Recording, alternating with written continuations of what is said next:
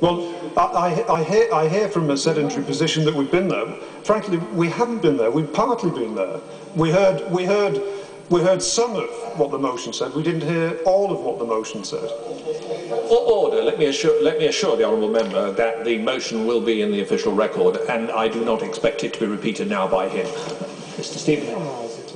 Well, of course, I will abide entirely by your ruling, which I accept.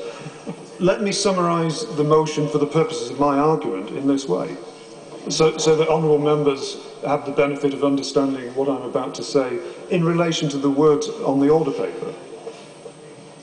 The Mersey Tunnels Bill shall have leave to suspend proceedings. That means that this bill becomes held in abeyance, as I understand it. The abeyance that is sought is that if that hadn't been sought, this bill would fall on prorogation. That's as I understand the procedure.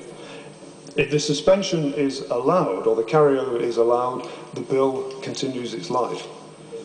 That, in my submission to the House, has a very serious constitutional consequence in terms of whether or not this bill is the appropriate vehicle, or sorry, this procedure is the appropriate vehicle for this kind of bill with this kind of substance. And I go back to the point raised by my right honourable friend, the member for Birkenhead, because it does contain tax-raising powers.